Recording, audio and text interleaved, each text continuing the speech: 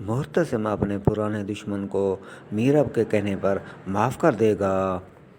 اس طرح محتسم میراب کے دل میں اپنی جگہ بنا لے گا اور میراب بھی محتسم کو پیار کی نظروں سے دیکھنے لگ جائے گی اور وہ میراب کی نظروں میں معتبر ہو جائے گا۔ مگر ادھر حیا بھی اپنے کارنامے دکھانے لگ جائے گی۔ وہ محتسم کے پرانے دشمن سے مل جائے گی اور میراب کو نیچا دکھانے کا ایک پلان بنائے گی۔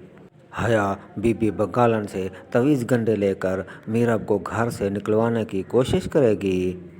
اس طرح پھر سے محتسم میراب کو شک کی نظر سے دیکھنے لگ جائے گا، کیونکہ حیا محتسم کو میراب کی پرانی عاشقی کے بارے میں سب کچھ بتا دے گی۔ اس طرح محتسم پھر سے میراب پر غصہ کرنے لگ جائے گا۔ اس طرح ماں بیگم پھر سے میراب کی دشمن بن جائے گی اور میراب کو پھر سے تنگ کرنے لگ جائے گی۔ مگر میراب کے پاس ایک ایسا فرشتہ آئے گا جو کہ اس کی زندگی کو پھر سے بنا سنوار دے گا۔